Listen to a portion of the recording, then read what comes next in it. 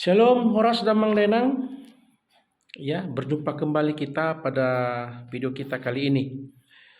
Saya membuat video kita kali ini dengan topik Hata Haporseaun Nebesedahun Akana Porsea. Bahasa Indonesianya, pengakuan iman rasuli yang mempersatukan umat percaya. Jadi pendahuluan sebelum kita lanjut video kita, yang pertama video kita akan panjang. Untuk itu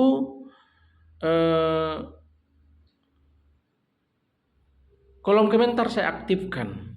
Jadi silakan teman-teman berkomentar, namun sebelumnya tonton terlebih dahulu sampai selesai. Jadi kalau ditonton sampai selesai, asa baik kamu komentar muna.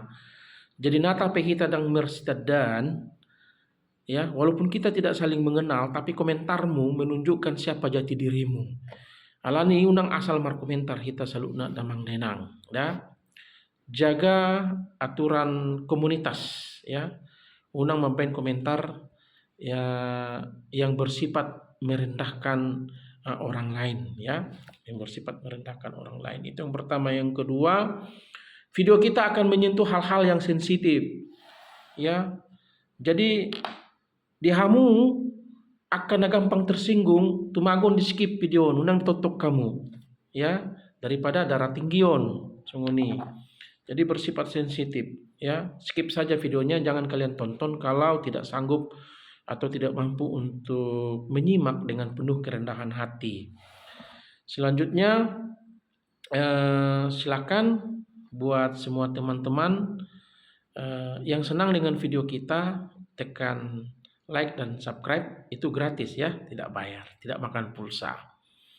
Lalu selanjutnya mari kita dengarkan dengan seksama dan penuh kerendahan hati.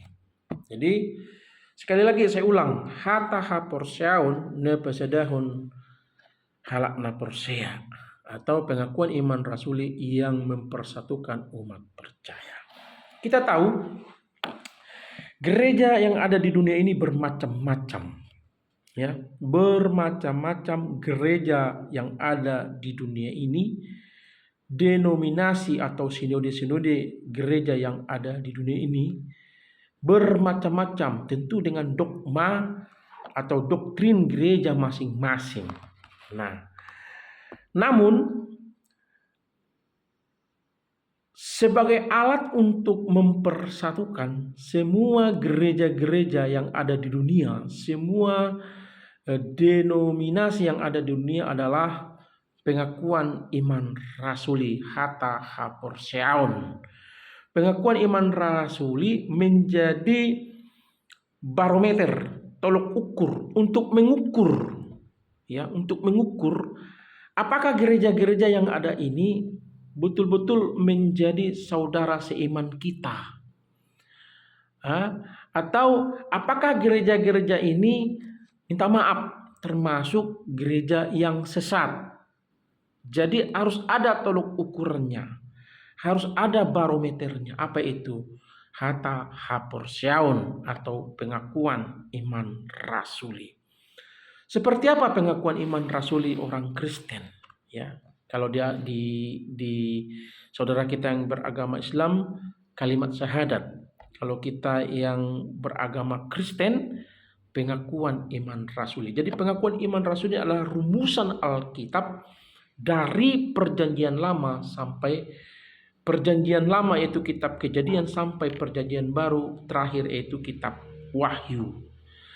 Ini adalah pernyataan iman dan merupakan iman yang utama, yang primer dan pertama.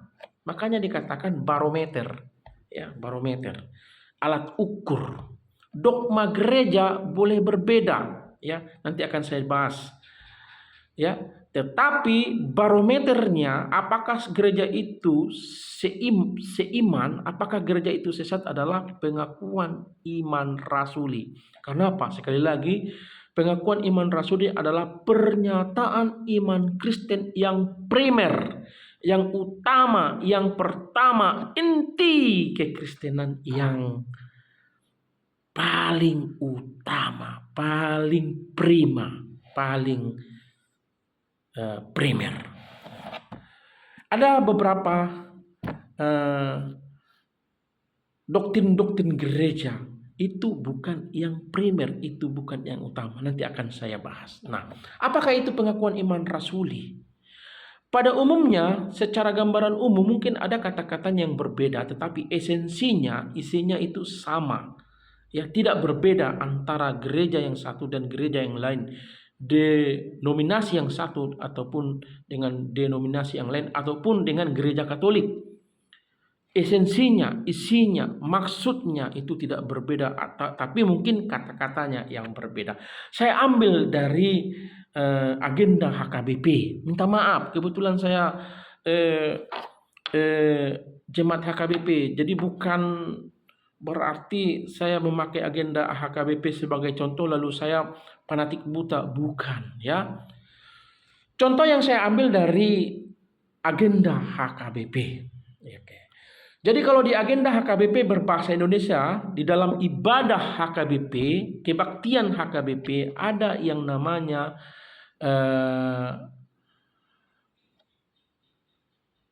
bersama-sama menyatakan iman, mengaku iman di dalam sebuah ibadah kebaktian. Maka pemimpin pujian atau liturgis akan mengatakan demikian. Marilah kita bersama-sama mengaku iman kepercayaan kita sebagaimana teman-teman seiman di seluruh dunia kita bersama-sama mengucapkannya. Jadi yang mempersatukan kita sebagai saudara seiman di dunia adalah iman kita yang dirumuskan dalam pengakuan iman rasuli ini. Apa isinya? Apa isinya? Yang menjadi barometer atau tolok ukur untuk mengukur suatu gereja itu sesat atau tidak, atau seiman dengan kita atau tidak.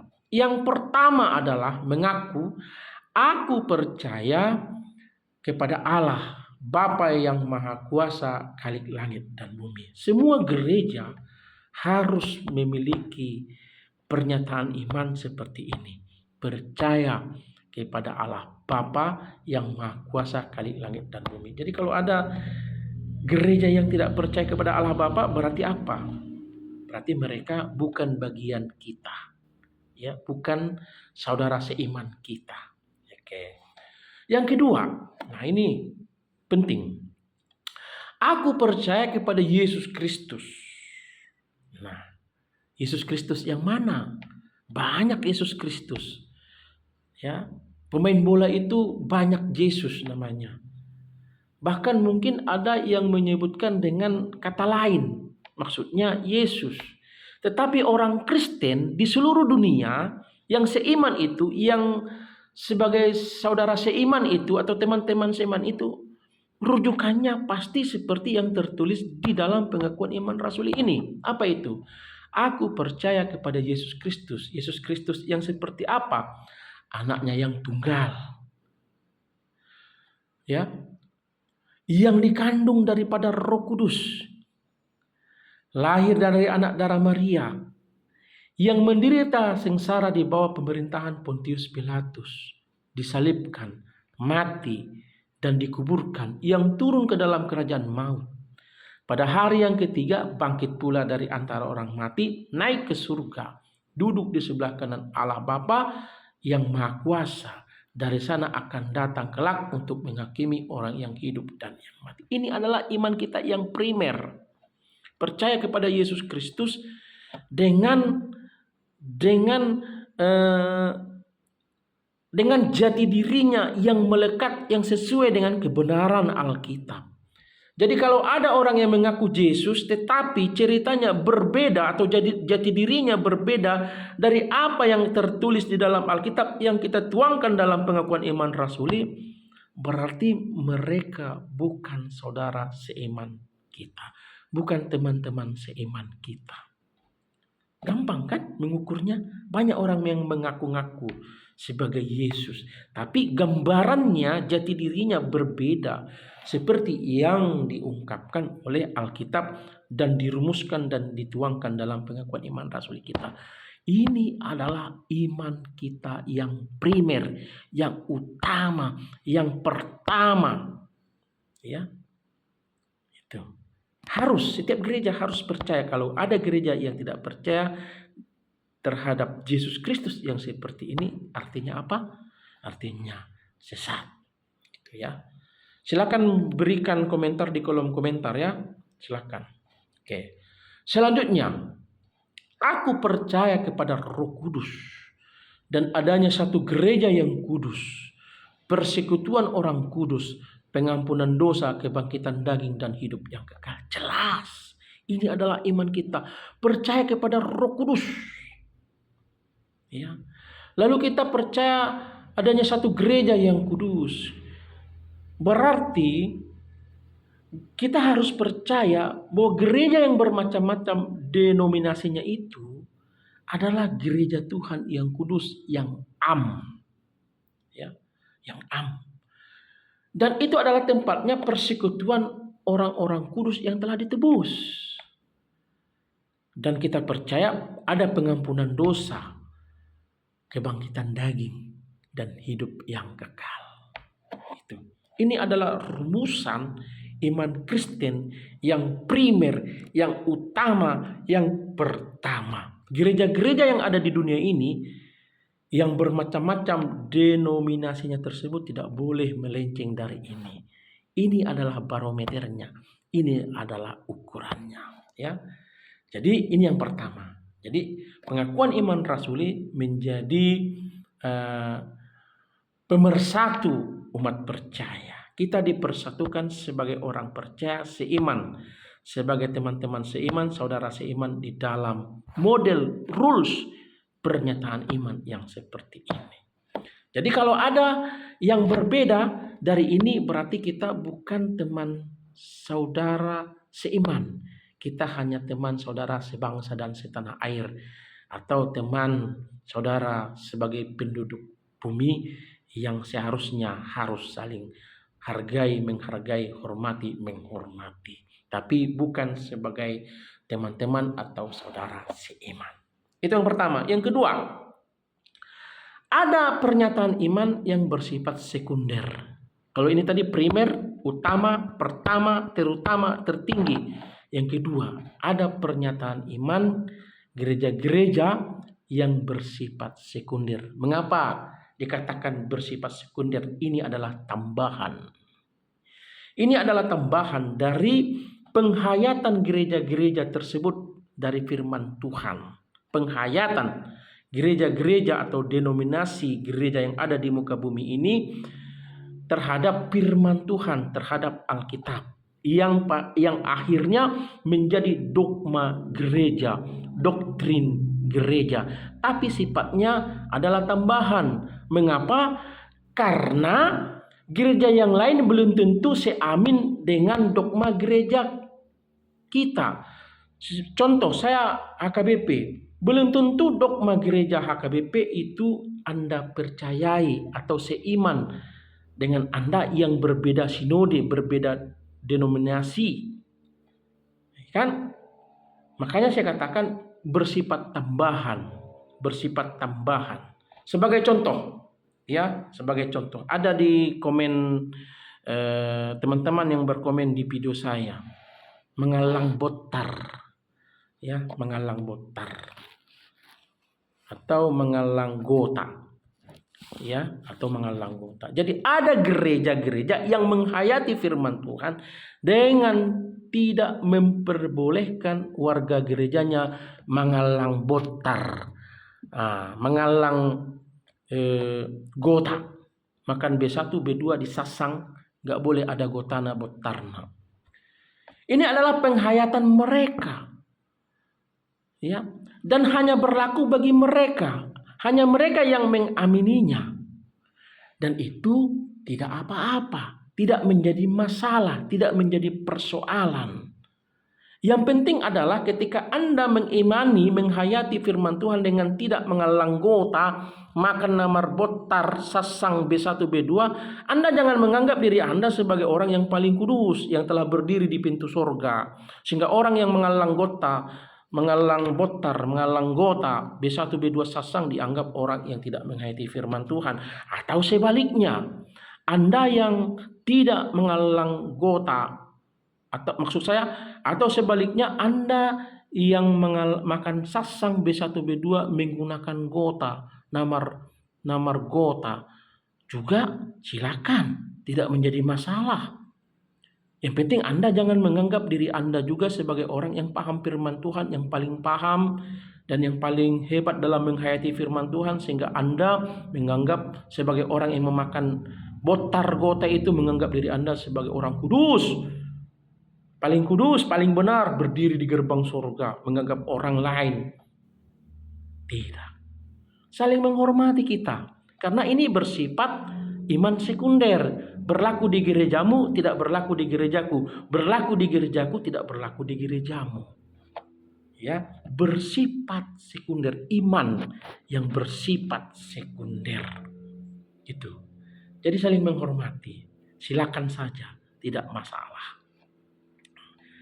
Lalu bagian yang berikutnya adalah bahwa kekristenan itu di dalam kehidupan beribadahnya, perjumpaan sebagai umat Tuhan dengan Allah, dengan Tuhan itu tidak dipengaruhi oleh hal-hal yang bersifat lahiriah dan jasmania. Contoh, Anda boleh makan B1 B2. Alkitab tidak melarang itu, Tuhan tidak melarang itu, dan tidak gara-gara Anda makan B1 B2 lalu batal ibadah kebaktian Anda. Enggak, orang kekristenan tidak mengenal seperti itu. Anda boleh makan tupai, makan uluk, ya, biawak, boleh, ya. Ekstrim kuliner boleh. Tidak masalah, yang penting diolah dengan benar, dimasak dengan benar agar higienis. Ya, yang salah itu adalah cara memperolehnya. Makan B1 dan makan B2 dengan cara hasil dicuri, itu yang salah. Makan nasi B1 B2 uangnya dari korupsi, itu yang salah. Ya, kekristenan tidak mengenal hal-hal jasmania, hal-hal lahiriah di dalam ibadahnya. Tidak ada batal gara-gara melakukan sesuatu yang bersifat lahiriah. Contoh kedua, kita boleh pergi ke gereja, mandi boleh, tidak mandi juga boleh. Bukan berarti gara-gara kita pergi ke gereja tidak mandi lalu ibadah kebaktian kita batal, perjumpaan kita dengan Tuhan Yesus batal. Tidak. Kekristenan tidak mengenal itu. Silakan pergi ke gereja tidak mandi. Paling yang keberatan dan terganggu teman-teman yang ada di depan, belakang, sebelah kanan, kiri. Badan kita bau mengganggu orang. Paling itu. Tapi Tuhan tetap berkenan. Tidak dipengaruhi oleh itu. Termasuk mengalang gota atau tidak mengalang gota. Tidak berpengaruh. Itu pendapat saya. Ya, pendapat saya. Jadi intinya adalah Gereja HKBP mengakui okumene inklusif, gereja yang kudus dan kesatuan gereja. Ya, HKBP menghayati itu semua, sehingga HKBP terbuka untuk membangun komunikasi kerjasama, percakapan, komunikasi antar gereja, antar denominasi. Makanya saya ulangi, kalau di dalam kebaktian HKBP, pemimpin pujian atau liturgis sebelum jemaat diajak untuk mengucapkan pengakuan iman rasuli, kata-katanya demikian. Marilah kita bersama-sama mengaku iman kepercayaan kita sebagaimana teman-teman seiman di seluruh dunia. Kita bersama-sama mengucapkannya. Ya, HKBP mengakui teman-teman seiman yang sama-sama pengakuan iman rasulinya seperti itu. Sebagai saudara seiman. Tatidakku maha porsiatai songona dihatidakun dongata saha porsiaun isa dok purtibion. Ya. Jadi HKBP bersifat gereja yang terbuka, okumene inklusif, yang selalu siap untuk bekerja sama dengan gereja-gereja lain di mana saja berada. Terakhir, terkait dengan iman yang bersifat sekunder tadi tambahan, itu sifatnya adalah debatable. Tidak perlu kita memperdebatkan itu, yang pada akhirnya akan bisa membuat gereja menjadi pecah, gitu ya. Gereja menjadi pecah. Jadi tidak perlu berdebat untuk itu. Jadi itu saja teman-teman video kita kali ini. Sebagai penutup teman-teman, saya akan mengupload video setiap hari Selasa dan hari Sabtu. Hari Sabtu itu saya usahakan topik baru, dan hari Selasa untuk respon menjawab setiap komentar yang masuk. Teman-teman, saya rindu teman-teman mengikuti video saya dengan penuh kerendahan hati, lemah lembut, dan ini hanya bersifat sebagai perjumpaan kita untuk membicarakan hal-hal yang bersifat hubungannya dengan kekristenan, tapi untuk kebangunan kebersamaan sesama warga gereja. Jadi silakan bergabung di channel kita. Ini saja yang bisa saya sampaikan. Tuhan Yesus memberkati. Sampai bertemu di video kita berikutnya.